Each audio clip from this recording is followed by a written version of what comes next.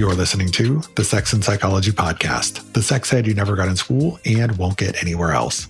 I am your host, Dr. Justin Lehmiller. I am a social psychologist and research fellow at the Kinsey Institute and author of the book, Tell Me What You Want, The Science of Sexual Desire and How It Can Help You Improve Your Sex Life. When people hear about certain kinks, especially ones that fall well outside the mainstream, the reaction is often one of confusion or judgment. For example, imagine someone who gets turned on by the sound of a balloon popping, or someone who likes to dress up as an animal to have sex. The question that comes up again and again is, why would anyone be into that? Today on the show, we're going to explore some lesser-known and often misunderstood kink interests, not to sensationalize them, but simply to better understand the psychology behind them. And when you have that understanding, it's no longer so hard to see why people can become aroused by almost anything that you can think of. From pet play to age play to balloon fetishes to fantasies about being eaten by monsters, buckle up for a deep dive into the world of kink. I am joined once again by Gigi Engel, a certified sex and relationship psychotherapist and sex educator. Gigi is an associate clinician at the Therapy Yard, where she specializes in working with gender, sexuality, and relationship diverse clients. She is also the author of 2 books, with her latest being titled Kink Curious. This is going to be another fascinating conversation that will change the way you think about kink. Stick around and we're going to jump in right after the break. If you love the science of sex as much as I do, consider becoming a friend of the Kinsey Institute at Indiana University. The Kinsey Institute is the world's premier research organization on sex and relationships, and you can help them continue the legacy of Dr. Alfred Kinsey, whose pioneering research changed everything we think we know about sex. Visit kinseyinstitute.org to make an impact. Your donations can help support ongoing research projects on critical topics. You can also show your support by following Kinsey Institute on Facebook, Twitter, and Instagram. Thank you for supporting sex science. Okay, Gigi, let's talk about kink. So as we discussed in the last episode, kink is this broad umbrella term that can mean a lot of different things to different people. But when most people think about kink, they tend to picture a fairly narrow set of practices, things like bondage, spanking, role play, or rough sex.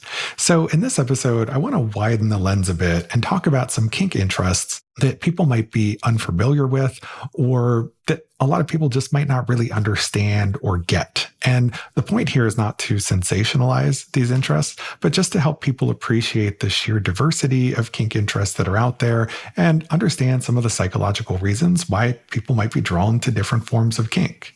So let's start with age play, which is one of those topics that often generates a lot of confusion and controversy.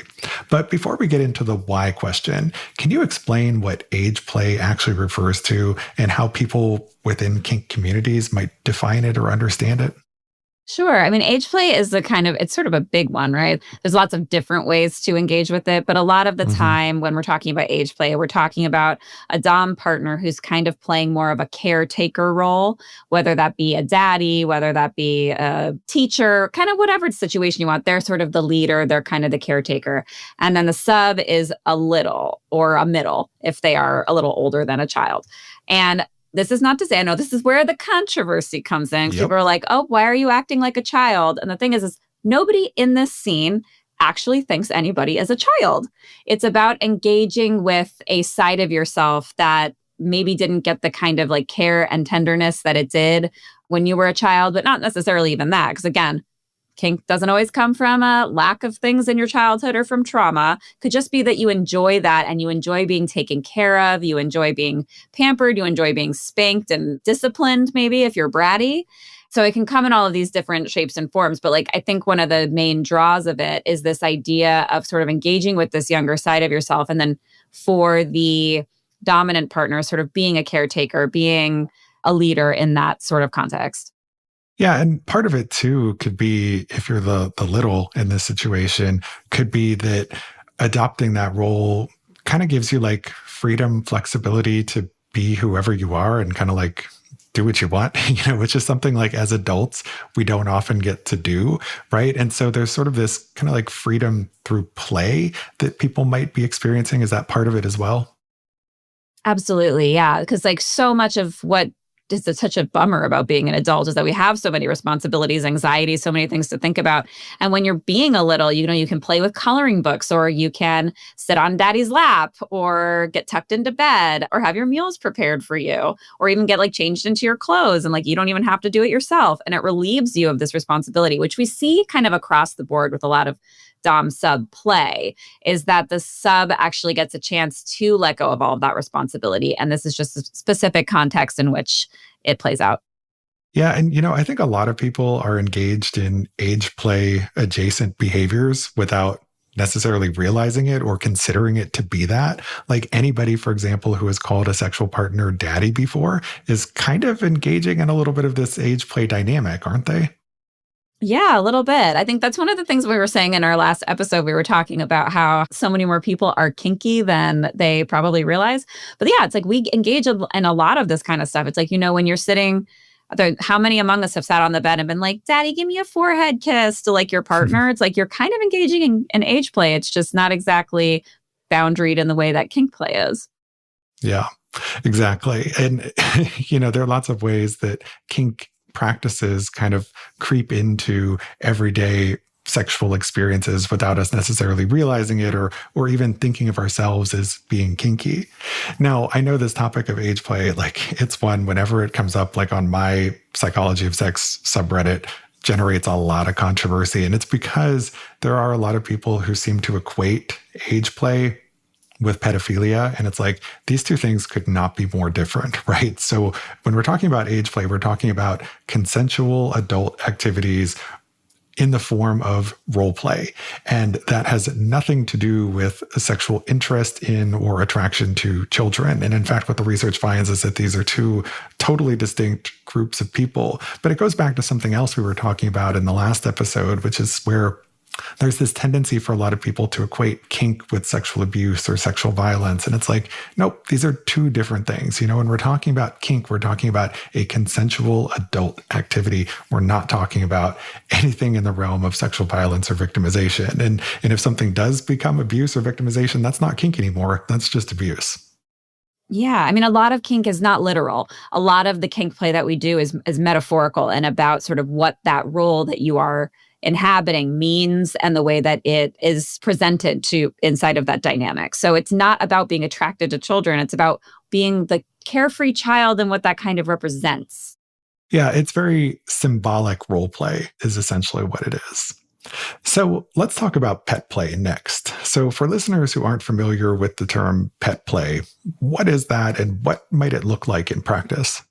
So it's where the Dom is sort of a handler or an owner, depending on the terminology you want to use. And then you as the sub are some sort of animal. And it can be anything, literally anything you want it to be. But sort of the more common ones are puppies and ponies and kitties are usually the ones that you're going to see most often. And in that dynamic, the sub is role playing as that particular animal. And the owner or the handler is acting as the pet owner. So you might be given food and you eat it out of a bowl, or you wear a mask that looks like a puppy and you get head scratches and ear scratches. And you'll see the same kind of appeal psychologically that you see with age play, which is where you are an animal, you no responsibilities, because your just responsibility is just to make your owner happy and be cute and have your tummy rubbed. And the owner's psychological reasons for doing that are going to be varied, obviously, but it's sort of, caring for something, some of that caretaking, some of that loving aspect of it, and sometimes a little bit of discipline if you're being a bad doggy. But it's sort of the same kind of appeals that you're going to see there. Yeah, this discussion has me thinking about a pool party I went to last summer where there was this gay couple that came, and it was clearly a pup and handler dynamic. And so everybody was wearing their bathing suits, but the pup has got like the pup plate mask on. And the handler is just throwing this tennis ball repeatedly across the pool. And the pup just like goes and swims across and paddles like a dog actually would, and gets the ball and puts it in their mouth and paddles back with it. And, it wasn't a sexual thing. Like they were clearly engaged in pup play, but it was really just kind of more about this, I guess, fun for them, if you will, of kind of having this dynamic and kind of being free of other responsibilities and so forth. But that has me thinking about how, with a lot of this stuff that we're talking about with regard to kink, it's not always about sex itself, right? And I have to imagine that as you were writing this whole book on kink, you had to have come across this idea that like, yeah, there can be a sexual component to kink, but there isn't always a sexual component, right? Absolutely. I mean, I'd say this, I don't even know how many times I said it, definitely more than once. But kink kind of always, not always, but most of the time has kind of an erotic undertone to it. Like it's sort of sensation play. There is sort of an eroticism to it.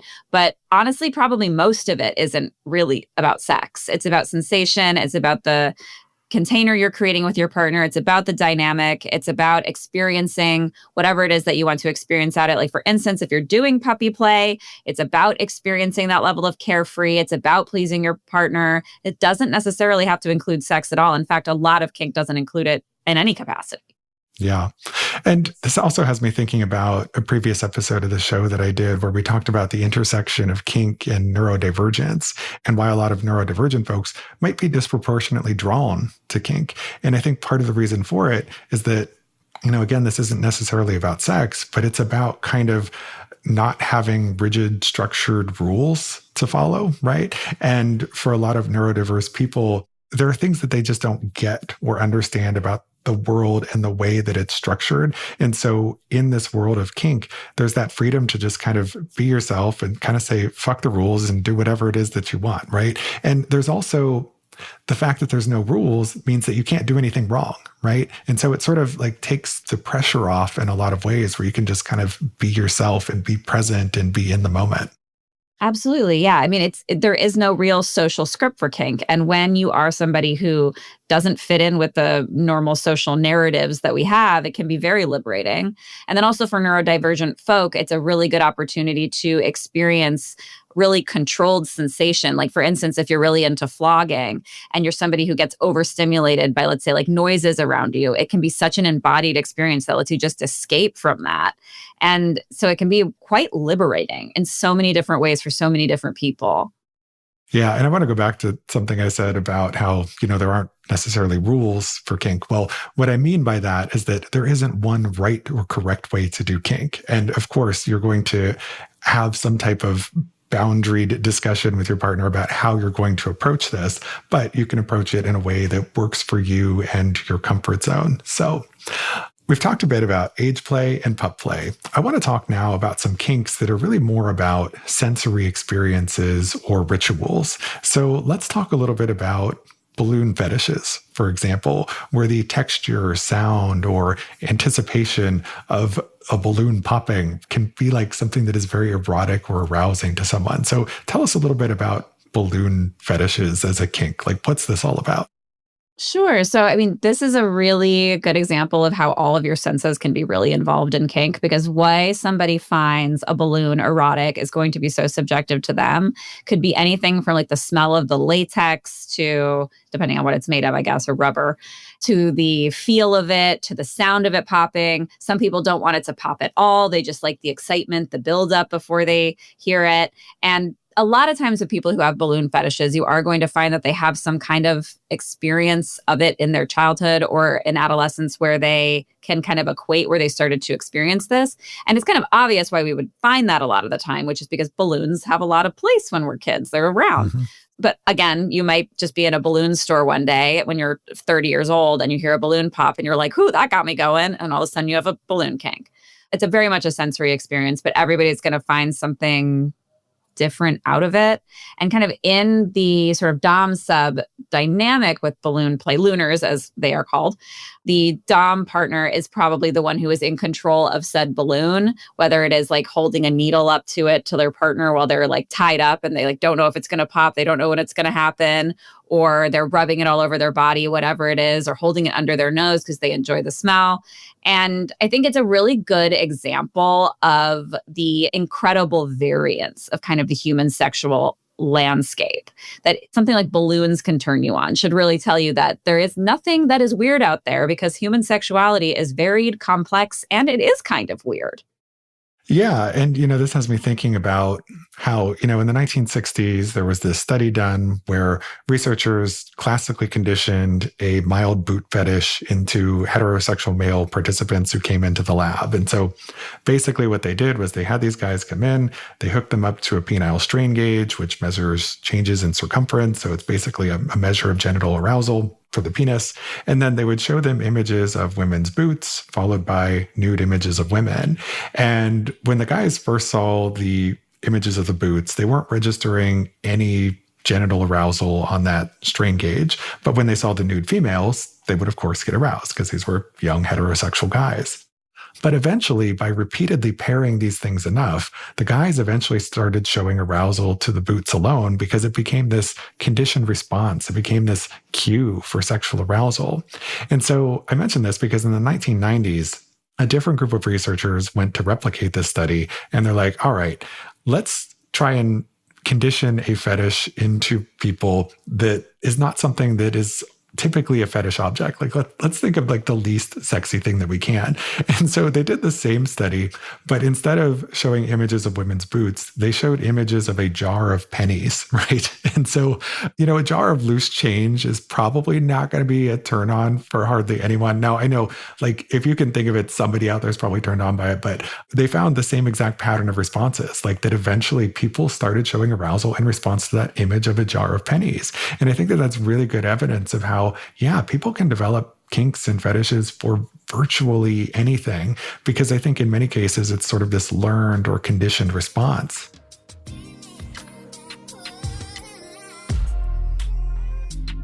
Every time the winter holidays wind down, the thing I crave most is rest and relaxation. So right about now, I'm always on the hunt for small changes I can make around the house that make a huge difference in how I feel day to day. One of the best upgrades I've already made this year is swapping out my old towels for Cozy Earth's Luxe Bath Towels. These are the kinds of towels that make stepping out of the shower feel genuinely luxurious. They're incredibly soft and plush, but they also dry you off fast, and you don't realize how much that matters until you experience it. Made from a cotton and viscose from bamboo blend, wrapping up in these towels honestly feels like getting a warm hug. And when your mornings and evenings feel calmer and more comfortable, it sets the tone for the rest of the day. It puts you in the right headspace to take on whatever's coming. Cozy Earth does that.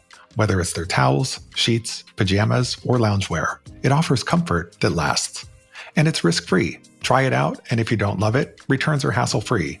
Plus, there's a 10-year warranty so that you can rest assured that they stand behind their quality.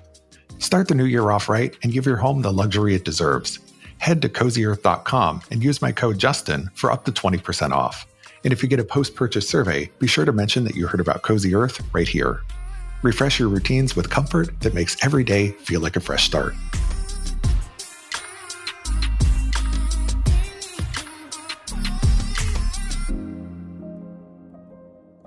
Going back to what you were saying about the balloon fetishes, as you were speaking, I couldn't help but think about how, maybe there's another explanation for why some people are turned on by the popping sound of balloons, which is that when a balloon pops, it's usually something that startles us, right? It creates kind of this fear response. And that had me wondering, could there be kind of like this eroticized fear component that might potentially be at the root of why some people might be turned on by, the sound of a balloon popping? Because we know that fear and sexual arousal share a lot of similarities physiologically, and sometimes one can be confused for the other, right? So I don't know. I'm not asking you for the answer here because I don't think there's been any research on this topic, but just a thought that I had about something else that could potentially be going on here.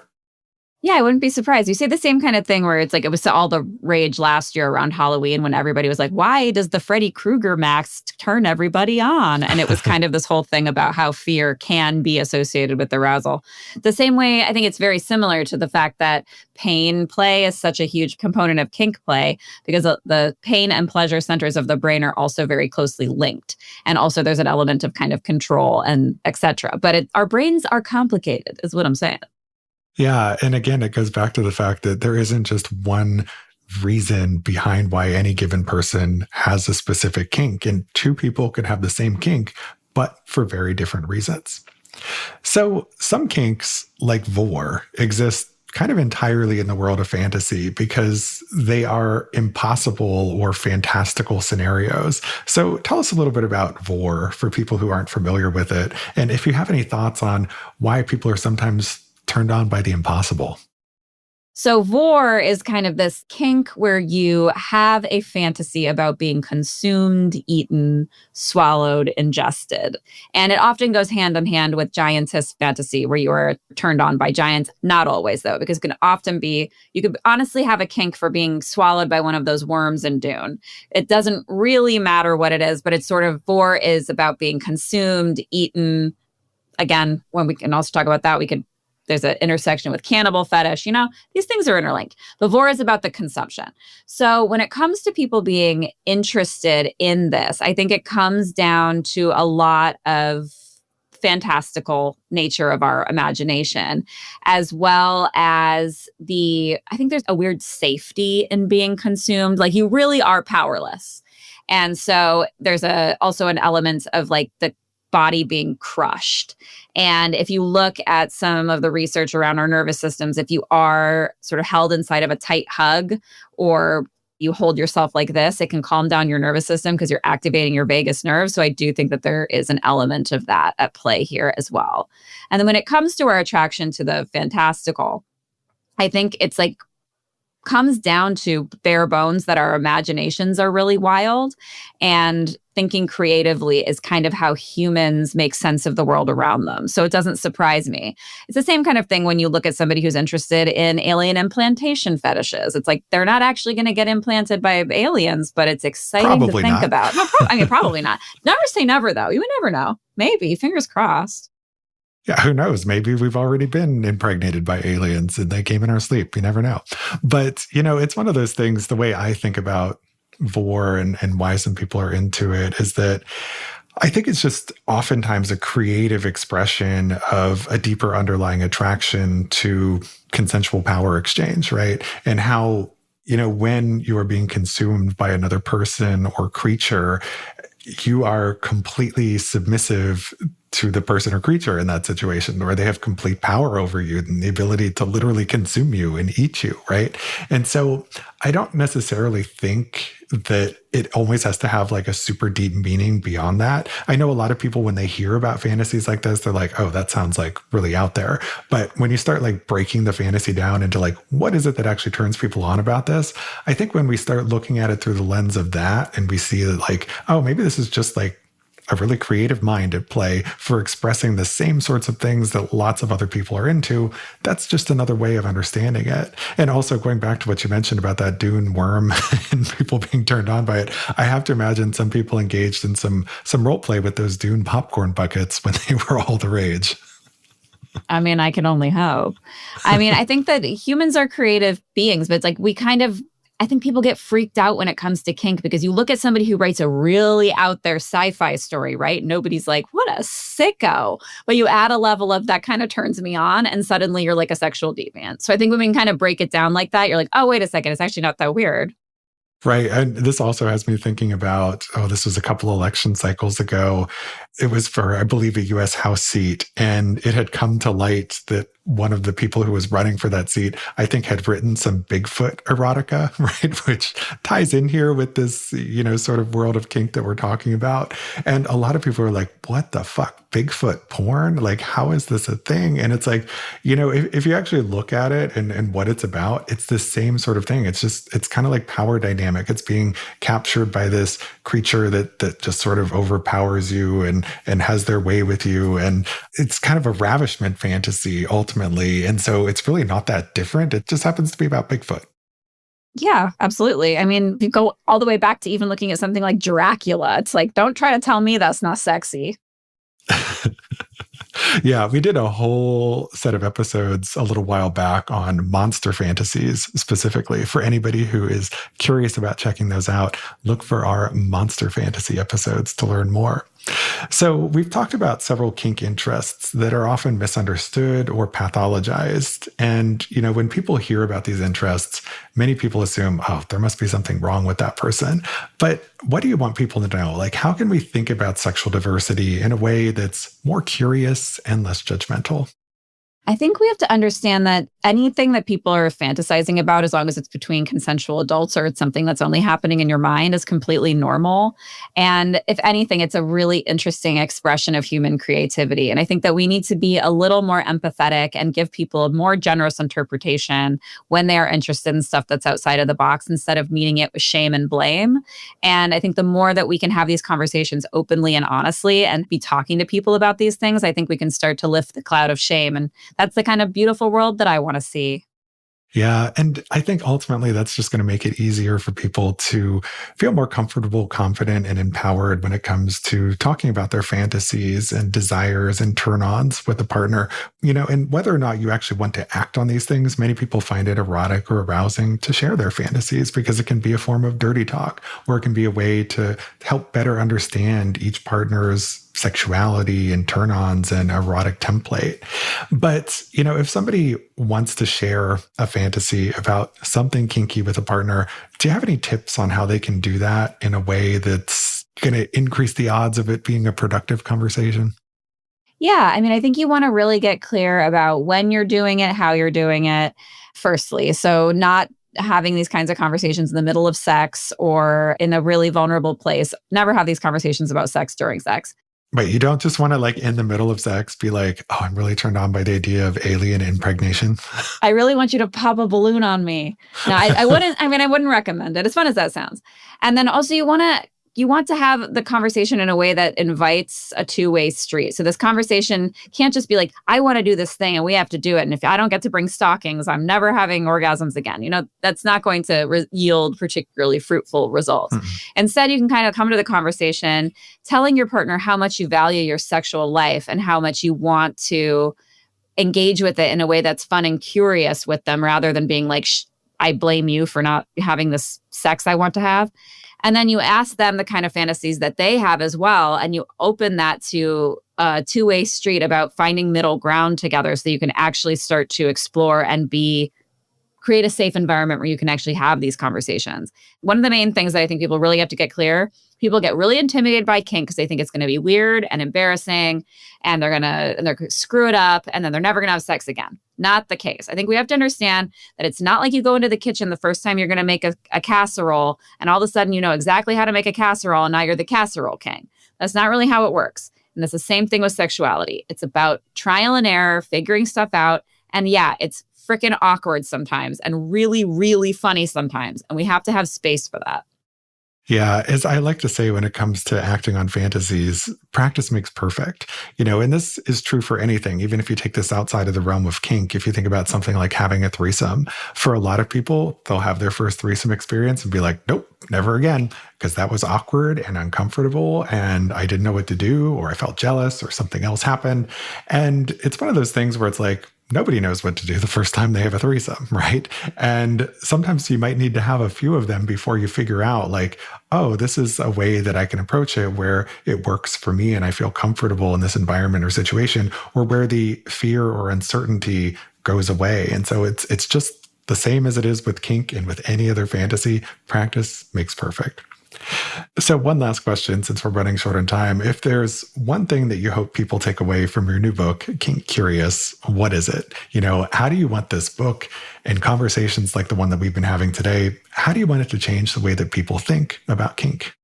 I really want people to walk away feeling a little bit less shameful about the stuff that they're interested in and to feel more grounded in their exploration and to feel like they're at the start of a journey that could actually be a part of creating a sexual landscape where they're integrating their kinks in an authentic and safe way. Because the amount of emails I get, the amount of patients I see in my clinic that are really bogged down by shame, their main question when they come in is, am I a creep? Am I a weirdo? Am I a freak? And I want people to walk away being like, oh, actually, maybe not so much. Well, I love that. And I hope that your book does that for a lot of people. So thank you so much for this amazing conversation, Gigi. It was a pleasure to have you here. Can you please tell my listeners where they can go to learn more about you and your work and get a copy of your new book, Kink Curious? Sure. Yeah. You can find me on my website at missgigiangle.com. I also have a Substack, the G Spot, where I talk about all these things. And my book, Kink Curious, comes out January 21st and is available everywhere books are sold. Well, great. And I'll be sure to include links to all of that in the show notes. Thank you again so much for your time. I really appreciate having you here. Thanks for having me.